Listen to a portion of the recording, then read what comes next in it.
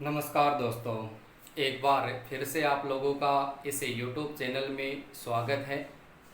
देखिए, इससे पहले हम टॉपिक के पढ़ रहे थे थार मरुस्थल को।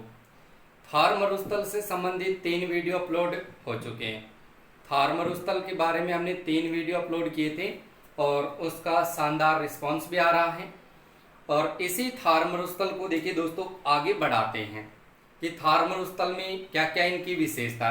देखिए, जो तीसरा पार्ट हमने पढ़ा था, इस तीसरे पार्ट में हम चर्चा कर रहे थे और वो चर्चा थी आपके सामने। देखिए, अर्ध शुष्क मरुस्थल की। अर्ध शुष्क मरुस्थल, इस अर्ध शुष्क मरुस्थल को मैंने कहा था बांगर मरुस्थल। ये बांगर मरुस्थल, देखिए वहीं से अपन शुरुआत कर रहे हैं। जो पीछे हमने पढ़ा था उसके आगे से अपन शुरुआत कर रहे हैं, यानी ये दूसरा भाग है। पहला हमने शुष्क मरुस्थल का पढ़ा था और ये आपके सामने अर्ध शुष्क मरुस्थल यानी बांगर मरुस्थल का भाग है। इस बांगर मरुस्थल को मैंने आप लोगों के सामने बताया था कि इनको कितने भागों में बांटा गया है, तो इनको 4 भागों में बांटा गया। अगर इनकी 4 भागों की बात करें तो आपके सामने देखिए, पहले तो वो 4 भाग आपके सामने देखिए कौन कौन से आते हैं, उनकी चर्चा करते हैं। तो वहां पर आपको ध्यान रखना है कि ये जो 4 भाग है, ये 4 भाग देखिए कौन सा कहां पर है और कौन सा भाग कहां पर है और उस भाग का नाम क्या है। तो यहाँ पर देखिए, आप सबसे पहले तो राजस्थान का यहाँ से मानचित्र है वो क्लियर कर लेंगे। जैसे राजस्थान का मानचित्र देखिए क्लियर करते हैं और यहां से आपके सामने देखिए उन चारों क्षेत्रों की बात करें तो वो 4 क्षेत्र आपके सामने देखिए कौन कौन से प्राप्त होंगे। यहां पर आ गया आपके सामने, ये तो राजस्थान का हिस्सा। अब इस राजस्थान में देखिए अर्ध शुष्क या बांगर प्रदेश की बात करें, बांगर मरुस्थल की बात करें तो इनके देखिए 4 भाग हमने बताए थे। 4 भागों में देखिए सबसे पहले यहां पर यदि भाग की बात करें तो यहां पर आपके सामने जो पहला भाग है वो पहला भाग तो कौन सा आता है, तो यहां पर तो याद रखेंगे घग्गर नदी द्वारा निर्मित, घग्गर नदी द्वारा निर्मित प्रदेश।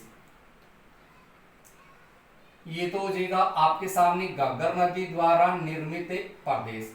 उसके बाद में देखिए दोस्तों, यहां से दूसरे भाग की बात करें तो दूसरा भाग आपके सामने यहां से प्राप्त होगा और वो भाग होगा आपके सामने लूणी नदी द्वारा, लूणी नदी द्वारा निर्मित प्रदेश, निर्मित प्रदेश। ये आपके सामने कौन सा भाग होगा, दूसरा भाग। उसके बाद में देखिए तीसरे भाग की बात करें तो तीसरा भाग आपके सामने यहां से प्राप्त होगा और इस भाग की बात करें तो इस भाग को नाम दिया गया है शेखावाटी प्रदेश, यानी यहां से आपके सामने ये शेखावाटी प्रदेश का भाग है। उसके बाद में देखिए चौथे भाग की बात करें तो चौथा भाग आपके सामने देखिए यहां से प्राप्त होगा और इस भाग की बात करें तो इस भाग को नाम दिया गया है नागौर उच्च भूमि प्रदेश, नागौर उच्च भूमि प्रदेश। इस प्रकार से बांगर प्रदेश की बात करें, बांगर मरुस्थल की बात करें या अर्ध शुष्क मरुस्थल की बात करें तो इनको देखिए दोस्तों 4 भागों में बांटा गया। 4 भागों में सबसे पहले घग्गर नदी द्वारा निर्मित प्रदेश, यानी यहां से गंगानगर और हनुमानगढ़ जिले की बात करें तो यहां पर आपको पता है कि यहां से घग्गर नदी बहती है और यहाँ का जो निर्मित क्षेत्र है वो आपका घग्गर नदी द्वारा निर्मित मरुस्थल यानी प्रदेश रहेगा। उसके बाद भी देखिए शेखावाटी प्रदेश की बात करें तो शेखावाटी प्रदेश में आपके सामने देखिए यहाँ पर सबसे ज्यादा आपके सामने देखिए बरखान भी पाए जाते हैं। यहाँ पर शेखावाटी प्रदेश है, ये बरखान के लिए प्रसिद्ध है। और इसी शेखावाटी प्रदेश की बात करें तो यहाँ से आपके सामने एक नदी बहती है जिसका नाम है कांतली नदी। और इस कांतली नदी की बात करें तो कांतली नदी का जो प्रवाह क्षेत्र है उस प्रवाह क्षेत्र को कहा जाता तोरावाटी। कौन सा क्षेत्र कहा जाता दोस्तों, यहां से इसको तोरावाटी क्षेत्र कहा जाता, या फिर कह सकते हैं इसको तोरावटी कहा जाता, इसको तोरावटी क्षेत्र कहा जाता कांतली नदी के क्षेत्र को। उसके बाद में देखिए इस घग्गर नदी की बाद में शेखावाटी प्रदेश के बाद में और नागौर उच्च भूमि की बात करें तो देखिए नागौर उच्च भूमि प्रदेश की बात करें तो यहाँ पर आपके सामने देखिए अगर स्थिति देखी जाए तो यहाँ पर सबसे ज्यादा आपके सामने सोडियम क्लोराइड की मात्रा वो ज्यादा होती है। यानी यहाँ पर देखिए सोडियम क्लोराइड की मात्रा यहाँ पर पाई जाती है, क्योंकि यहाँ की जो मृदा है उस मृदा की बात करें तो यहाँ पर सबसे ज्यादा यहाँ पर बंजर भूमि पाई जाती है। बंजर भूमि के साथ साथ यहाँ पर रेतीली भूमि है वो पाई जाती है। और इस बंजर भूमि की बात करें तो इसमें आपके सामने लवणता की मात्रा होती है, और लवणता की मात्रा होने के कारण यहाँ की जो मृदा है उस मृदा में सोडियम क्लोराइड पाया जाता है। ठीक है दोस्तों, और यहाँ से यह है लूनी नदी द्वारा निर्मित प्रदेश। और इस लूनी नदी द्वारा निर्मित प्रदेश की बात करें तो यहाँ पर लूनी नदी का जो अपवा क्षेत्र है वो अपवा क्षेत्र कौन सा क्षेत्र कहलाता है, तो याद रखोगे गोडवाड़ क्षेत्र। लूनी नदी के द्वारा अगर आपसे प्रश्न पूछा जाए कि लूनी नदी का अपवा क्षेत्र कौन सा क्षेत्र कहलाता है तो आपको बताना है यहाँ से गोडवाड़ क्षेत्र बताया गया है इसको। उसके बाद में देखिए आगे इसकी चर्चा करते हैं। ये तो बात क्लियर हो गई, यानी मैंने पिछले वीडियो में आपको कहा था कि धरातल के आधार पर या संरचना के आधार पर और बनावट के आधार पर देखिए मरुस्थल को कितने भागों में बांटा गया। तो हमने धरातल के आधार पर भी पढ़ा था। इसके अलावा बनावट या संरचना की बात करें तो संरचना के आधार पर देखिए इसके 4 भाग है, और इन 4 भागों में घग्गर नदी का प्रदेश, शेखावाटी का प्रदेश है, नागौरी उच्च भूमि प्रदेश है और लूनी नदी द्वारा निर्मित प्रदेश है। ठीक है दोस्तों, और यहाँ से इस शेखावाटी प्रदेश की बात करें तो यहाँ से एक क्वेश्चन आप और ध्यान रख सकते हैं कि शेखावाटी प्रदेश है। इस शेखावाटी प्रदेश में यानी आपके सामने जो कच्चे पक्के जो कुएं हैं उन कुएं को क्या कहा जाता है, तो दोस्तों ध्यान रखेंगे जोहड़ के नाम से पुकारा जाता है। यानी ये क्वेश्चन फर्स्ट ग्रेड की सेकंड ग्रेड के एग्जाम में भी पूछा जा चुका है। तो यहाँ से आप ध्यान रखेंगे कि शेखावाटी क्षेत्र में कच्चे पक्के कुएं की बात करें तो कच्चे पक्के कुएं को क्या कहा जाता है, तो याद रखेंगे इसको जोहड़ कहा जाता है। ठीक है दोस्तों, उसके बाद में देखिए आगे चर्चा करते हैं इसे थार मरुस्थल की, इसे उत्तर पश्चिमी मरुस्थल की बात करें तो इस मरुस्थल में पाई जाने वाली यदि स्थलाकृति की बात करें तो यहाँ पर देखिए दोस्तों कौन कौन सी स्थलाकृति है वो यहाँ पर पाई जाती है। तो यहाँ पर देखिए सबसे पहले आप ध्यान रखेंगे कि इस मरुस्थल में कौन कौन सी स्थलाकृति पाई जाती है। तो यहाँ पर सबसे पहले तो देखिए आप राजस्थान का मानचित्र ही याद रखेंगे, और इसी मानचित्र पर देखिए यहाँ से आप ध्यान रखेंगे कि इस थार मरुस्थल में या फिर उत्तर पश्चिमी मरुस्थल की बात करें तो इस मरुस्थल में आपके सामने देखिए कौन कौन सी स्थलाकृतियां हैं वो प्राप्त होती है। देखिए यहाँ पर ये है आपके सामने राजस्थान का भाग, और इस राजस्थान की बात करें तो इस राजस्थान में आपके सामने देखिए यहाँ पर जिला है कौन सा, जैसलमेर। देखिए यहाँ पर आपके सामने ये पूरा का पूरा भाग आपके सामने देखिए ये मरुस्थल का भाग है। ठीक है, और इस मरुस्थल में देखिए आपके सामने कौन कौन सी स्थलाकृति पाई जाती है। तो यहाँ पर आप देखिए इनको ध्यान से पढ़ेंगे। सबसे पहले देखिए इस जैसलमेर जिले की बात करें तो जैसलमेर जिले में आपके सामने देखिए एक सीरीज आती है जिसका नाम है लाठी सीरीज।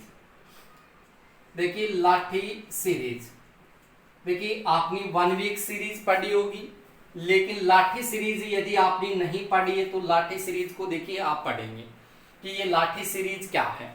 इस लाठी सीरीज की बात करें तो ये जैसलमेर जिले में प्राप्त होती है, और जैसलमेर जिले की बात करें तो जैसलमेर में आपके सामने एक तो स्थान है देखिए दोस्तों पोखरण, और दूसरे स्थान की बात करें तो दूसरा स्थान है आपके सामने मोहनगढ़। एक भाग है आपके सामने देखिए किसका भाग है, पोखरण का, और दूसरा है मोहनगढ़ का। इस पोखरण और मोहनगढ़ की बात करें तो इनके मध्य यहाँ पर आपके सामने एक भूगर्भीय जल की एक चौड़ी पट्टी है। यानी यहां से देखा जाए तो यहाँ पर आपके सामने भूगर्भीय जल की यहाँ पर एक चौड़ी पट्टी है। ये पट्टी लगभग आपके सामने लगभग 64 किलोमीटर ये लंबी है। देखिए यहां से आपसे कहा जाएगा कि ये जो पोखरण और मोहनगढ़ दोनों स्थान बताने हैं जैसलमेर में। तो पोखरण और मोहनगढ़ के मध्य जो आपके सामने ये भूगर्भीय जल की जो चौड़ी पट्टी है, लगभग ये 64 किलोमीटर लंबी है। इस भूगर्भीय जल की चौड़ी पट्टी है, इस पट्टी को ही क्या कहा जाता है? तो आप लोगों को ध्यान रखना है, इसको लाठी सीरीज कहा जाता है। और इसी लाठी सीरीज की बात करें, तो इस लाठी सीरीज में आपके सामने देखिए घास पाई जाती है जिसका नाम है सेवण घास। कौन सी घास पाई जाती है? यहाँ पर सेवण घास पाई जाती है। सेवण के अलावा देखा जाए तो नाम है दोस्तों आपके सामने धामण का। धामण के अलावा देखा जाए तो नाम है आपके सामने करड़ का। और करड़ के अलावा देखा जाए तो दोस्तों नाम आता है अंजन का। यानी सेवण घास है, धामण है, करड़ है, अंजन है, ये सारी की सारी जो घासें हैं वो कौन से क्षेत्र में पाई जाती है? इसी लाठी क्षेत्र में पाई जाती है या इसी लाठी सीरीज में पाई जाती है। लेकिन जब सेवण घास की बात करें तो सेवण घास जब सूख जाती है तो सूखने के बाद में देखिए इस घास को कहा जाता है लिलोण। क्या कहा जाता है? लिलोण। यानी सेवण घास है, इस सेवण घास को स्थानीय भाषा में क्या कहा जाता है? इसको लिलोण कहा जाता है। और इसी लिलोण या सेवण घास की बात करें तो देखिए दोस्तों इसका वैज्ञानिक नाम क्या है? इसका यदि वैज्ञानिक नाम आपसे पूछा जाए तो इसका वैज्ञानिक नाम आपको बताना है लस्सी यूरोस सिंडिकोस। देखिए नाम दिखने में आपके सामने ये छोटा ही है, लेकिन दिखने में ये छोटा है, लेकिन क्वेश्चन जब पूछा जाता है तो ये चीज बहुत ही बड़ी बन जाती है। देखिए यहां से आपसे ये कहा जाएगा कि पोखरण और मोहनगढ़ के मध्य जो भूगर्भीय जल की जो चौड़ी पट्टी है, इस चौड़ी पट्टी को देखिए लाठी सीरीज कहा जाता है। और इसी लाठी सीरीज की बात करें तो इस लाठी सीरीज में सेवण घास पाई जाती है। और सेवण घास को स्थानीय भाषा में क्या कहा जाता है? लिलोण कहा जाता है। इसी लिलोण का देखिए वैज्ञानिक नाम पूछे तो वैज्ञानिक नाम बताना है लस्सेयूरोस सिंडिकोस। यानी यहाँ पर आपके सामने देखिए लस्सेयूरोस सिंडिकोस की बात करें तो यहाँ पर इसको याद कैसे करना? सबसे पहले देखिए याद रखना है लस्सी, और लस्सी के बाद में बोलना आपको यू, लस्सी उसके बाद में यू, और उसके बाद बोलना है आपको रोस, और उसके बाद बोलना आपको सिंडी, और सिंडी के बाद में आपको ध्यान रखना है कोस। यानी यहाँ पर लस्सी यू रूस सिंडिकोस, यानी लस्सीयूरुस सिंडिकोस की बात करें तो ये लस्सीयूरुस सिंडिकोस है, ये किसका वैज्ञानिक नाम है? तो ये लिलोण घास का वैज्ञानिक नाम है।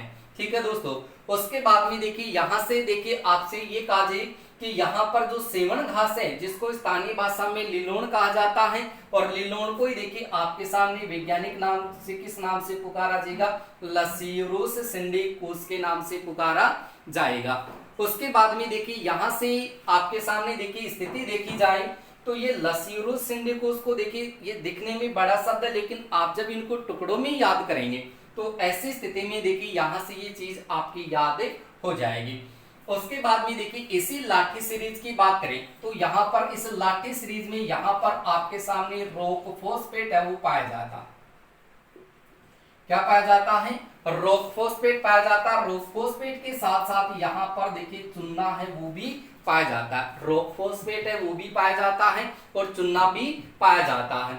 इसके अलावा देखा जी तो यहाँ पर आपके सामने ये जो लाठी सीरीज का भाग है, ये जो लाठी सीरीज का भाग है यहाँ पर आपके सामने रॉक फॉस्फेट है, चूना है वो पाया जाता है। और यहाँ पर ही देखिए मैंने आपको पिछले वीडियो में भी बताया था कि यहाँ पर एक चांदन नलकूप है। ये चांदन नलकूप है वो भी आपका कौन सी सीरीज के पास है? जहां पर आपके सामने लाठी सीरीज है वहीं पर आपका कौन सा है? चांदन क्षेत्र स्थित है। ठीक है, तो ये तो गई आपके सामने लाठी सीरीज की बात। और ये लाठी सीरीज आपके सामने देखिए सेवण घास के लिए सबसे ज्यादा उपयोगी रही है। और ये सेवण घास की बात करें तो ये आपके सामने दुगारू पशु है, इस दुगारू पशु के लिए प्रसिद्ध मानी जाती है। क्लियर है दोस्तों?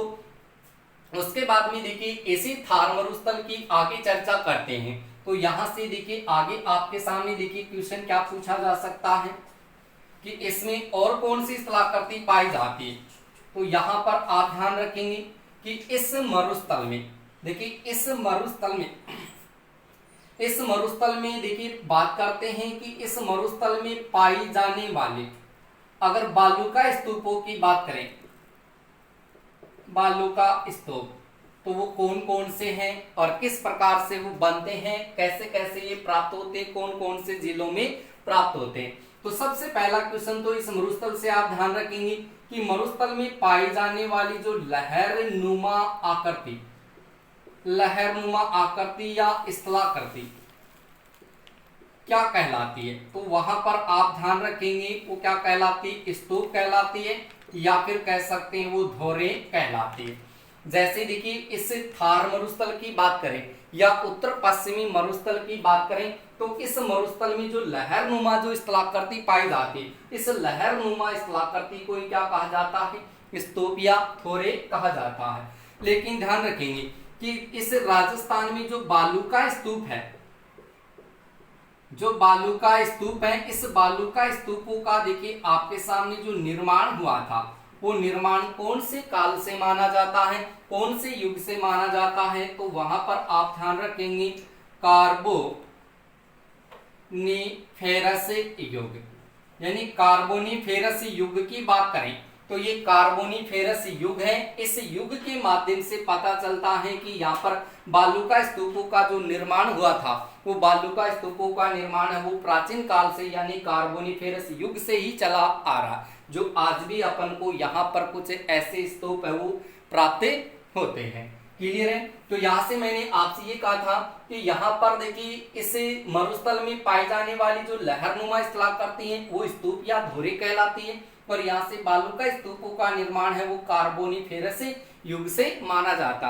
अब प्रमुख रूप से देखा जाए तो यहाँ पर कौन कौन सी देखिए स्थलाकृति आपके सामने प्राप्त होगी। तो देखिए दोस्तों आगे यहां से चर्चा करते हैं इन स्थलाकृतियों की। और एक बात मैं आप लोगों को बता दूं कि आप इन टॉपिकों को जब भी पढ़ते हैं तो प्लीज टॉपिक को आप पूरा देखिए, शुरू से लेकर के अंत तक इनको जरूर देखें, ताकि पढ़ी हुई चीज है वो आपके लंबे समय तक याद हो जाए। ऐसा नहीं कि हाँ बीच में से वीडियो कट कर करके पढ़ रहे हो, यानी जो चीज मैं आप लोगों को पढ़ा रहा हूं उन चीजों को आप एकदम क्लियर करके पढ़ेंगे। एक बार आप इनको पूरा टॉपिक को पढ़ोगे और टॉपिक पूरा पढ़ने के बाद में देखो कि हाँ ये चीज आपकी समझ में आ गई, ये चीज समझ में नहीं है, तो आप वीडियो को आगे पीछे करके देख सकते हैं। ठीक है।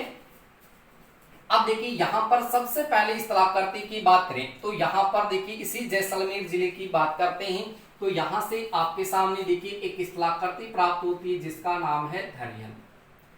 देखिए दोस्तों सबसे पहले धरियन की बात करें कि धरियन किसको कहा जाता है, तो यहाँ से देखिए धरियन की बात करें तो धरियन किसको कहा जाता है, तो यहाँ पर देखिए इसे मरुस्थल में धरियन की क्या विशेषता है, कौन कौन से क्वेश्चन आपको एग्जाम में देखिए पूछे जा सकते हैं। देखिए सबसे पहले तो आपको इस धरियन की परिभाषा ध्यान रखनी है कि धरियन किसको कहा जाता है।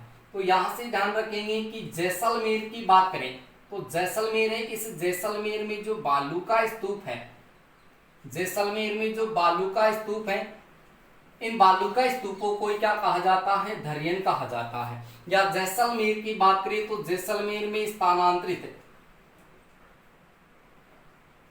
अगर बालू का स्तूपों की बात करें तो उन बालू का स्तूपों को क्या कहा जाएगा, धरियन कहा जाएगा। लेकिन आपसे यहां से पूछा जाएगा कि धरियन ये बालू का स्तूप यानी जैसलमेर में स्थानांतरित बालू का स्तूप है, उन बालू का स्तूपों को देखिए धरियन कहा जाता है। बालू का स्तूप बोल सकते हैं या फिर आप इनको रेत के टिल्ले बोल सकते हैं। ठीक है दोस्तों। अब देखिए यहां से ये धरियन के साथ है आपसे देखिए कौन कौन से क्वेश्चन है वो एग्जाम में पूछे जा सकते हैं। देखिए मान लीजिए कि यहां पर आपके सामने देखिए एक धरियन है वो यहां पर है, ठीक है, और एक धरियन आपके सामने देखिए यहां पर है, और एक धरियन आपके सामने देखिए यहां पर है। यानी ये आपके सामने ये बालू के टिल्ले हैं, ये आपके सामने क्या है, बालू के टिल्ले हैं। तो यहां से देखिए इनकी अपन स्थिति को पढ़ते हैं कि इनकी स्थिति क्या क्या है। यहां पर देखा जाए तो यहां पर देखिए ये आपके सामने देखिए बालू का स्तूप है, रेत का ही टिल्ला है, यहां से देखिए अगले वाले भाग की बात करें तो ये भी आपके सामने एक रेत का टिल्ला ही है, एक बालू का स्तूप ही है, ठीक है। लेकिन यहां से देखिए इनकी परिभाषा पूछे तो देखिए आपको क्या क्या बतानी है। यहां पर देखिए मैंने आपके सामने ये बालू का स्तूप बना दिया, तो देखिए यहां से मान लीजिए कि यहां पर भी आपके सामने दरियन है और यहां पर भी आपके सामने ये दरियन है और ये भी आपके सामने क्या है, दरियन है, यानी यहां पर ये रेत के टिल्ले हैं, ठीक है। लेकिन यहां से ये कहिएगा कि दो दरियन, एक दरियन आपका यहां पर है और दूसरा दरियन आपका यहां पर है, चाहे इस वाले की बात कर लो या इस वाले की बात कर लो। तो यहां से देखिए दो दरियन के बीच जो निम्न तल की भूमि है, यानी दो दरियन के बीच जो निम्न तल की भूमि है, निम्न तल की भूमि, तो वो निम्न तल की भूमि आपके सामने देखिए क्या कहलाती है। तो याद रखेंगे कि दो दरियन के बीच जो निम्न तल की भूमि है, उस निम्न तल की भूमि को ही कहा जाता है आपके सामने टाट या रन। क्या कहा जाता है दोस्तों, इसको टाट या रन कहा जाता है। इसी टाट या रन को ही देखिए आपके सामने क्या कहा जाता है, अभिनति के नाम से पुकारा जाता है। क्या कहा जाता है, इसको अभिनति के नाम से पुकारा जाता है, यानी दो दरियन के बीच जो निम्न तल की भूमि है, उस निम्न तल की भूमि को ही क्या कहा जाता है, टाटरन कहा जाता है। और इसी टाटरन को देखिए आपके सामने क्या कहा जाता है, तो याद रखेंगे इसको अभिनति के नाम से पुकारा जाता है और इसी को आपके सामने क्या कहा जाता है, तो याद रखेंगे इसको सेलिनास के नाम से पुकारा जाता है।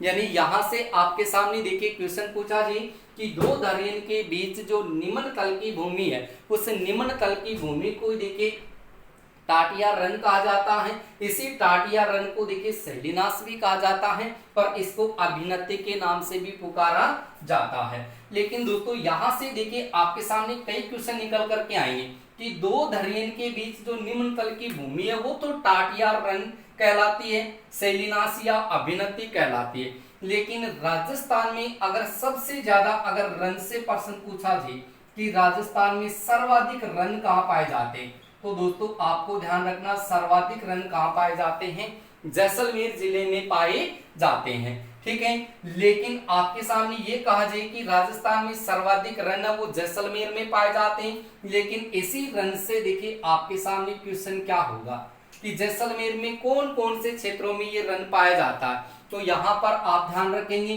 कि जैसलमेर जिले की बात करें तो वहां पर आपके सामने पोखरण का भाग आता है। पोखरण के अलावा देखा जाए तो आपके सामने देखिए बरमसर का भाग आता, बरमसर।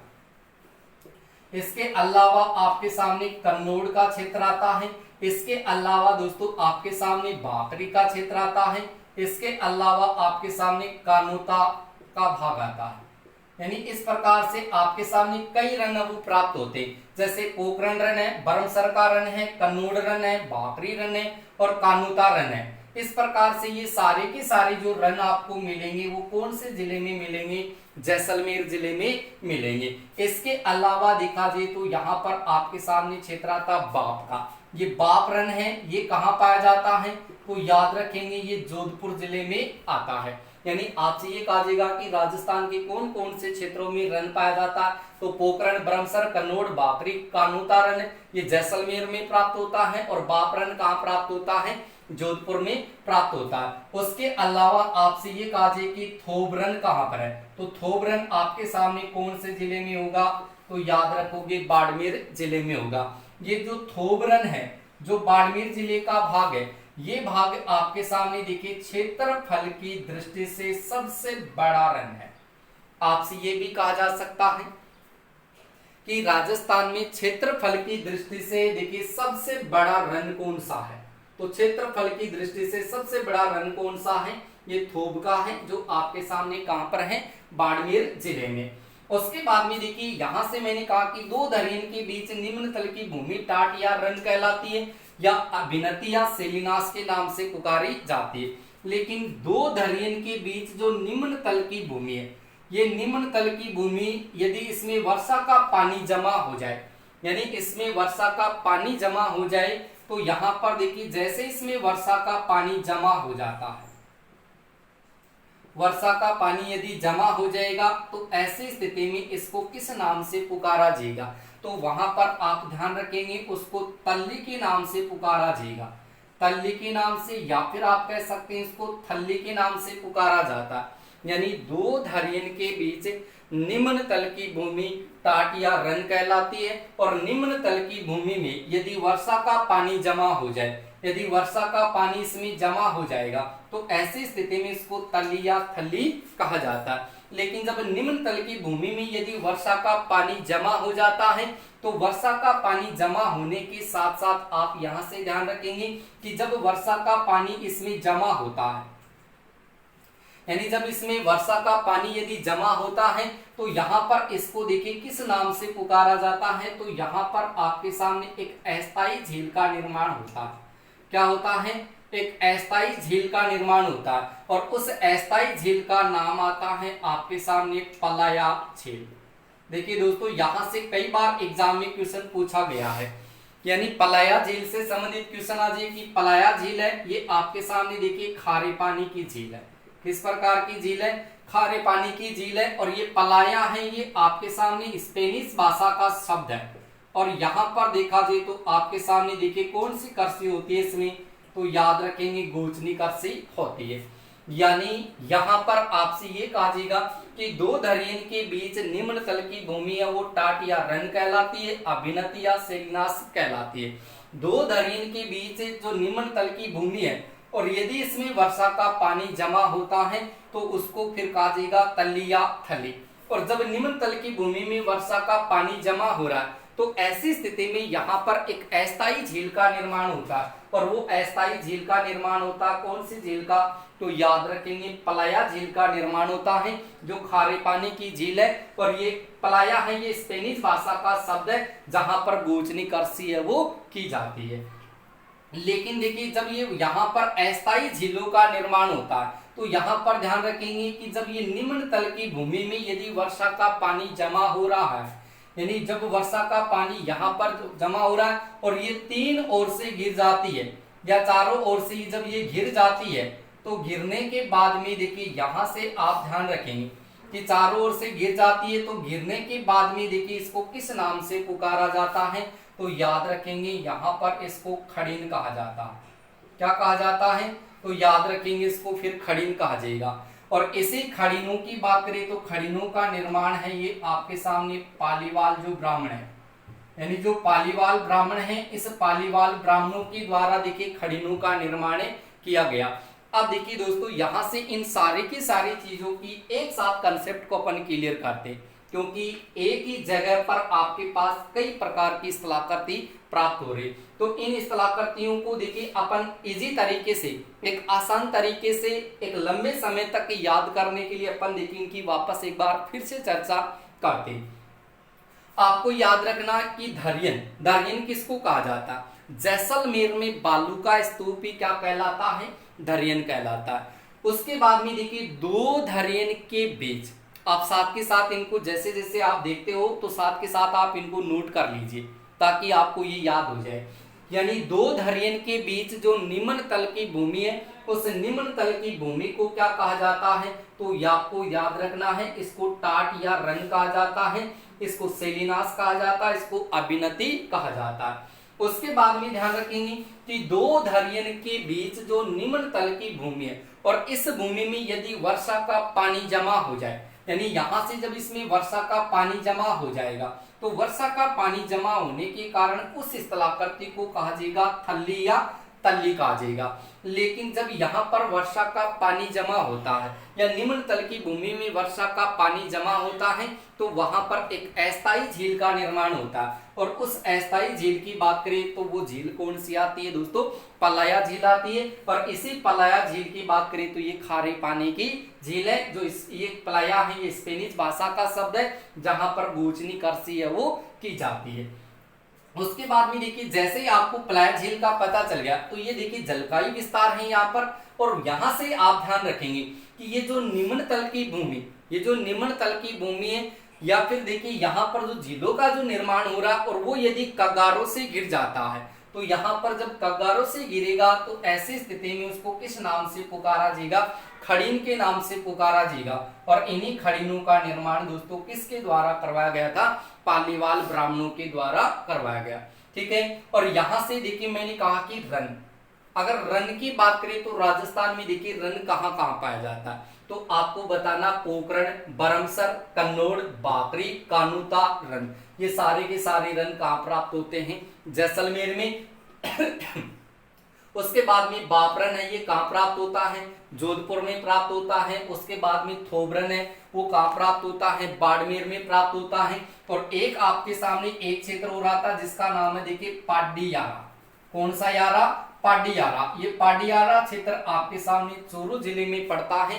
तो यहाँ पर ये पाडियारा रन है, ये कहाँ का भाग है? चूरू जिले का है। तो पाडियारा है ये चूरू का भाग है, थोब है ये बाड़मेर का, बाप है जोधपुर का, और बाकरी, कानोता, पोखरण, बरमसर कहाँ का है? जैसलमेर का है। लेकिन राजस्थान में अगर सर्वाधिक रन की बात करें तो सर्वाधिक रन देखिए कौन से जिले में प्राप्त होता है दोस्तों? तो याद रखेंगे जैसलमेर में प्राप्त होता है। ठीक है दोस्तों, और उसके बाद में अपन देखिए नेक्स्ट वीडियो में इन्हीं स्थलाकृतियों को लेकर के आगे बढ़ाते इस टॉपिक को। तो बने रहिए आप इस यूट्यूब चैनल पर, और अभी तक आपने देखिए चैनल को सब्सक्राइब नहीं किया तो सब्सक्राइब कर ले, लाइक करें, और अपने दोस्तों को देखिए आप शेयर करने के साथ साथ और कमेंट जरूर करें। ठीक है।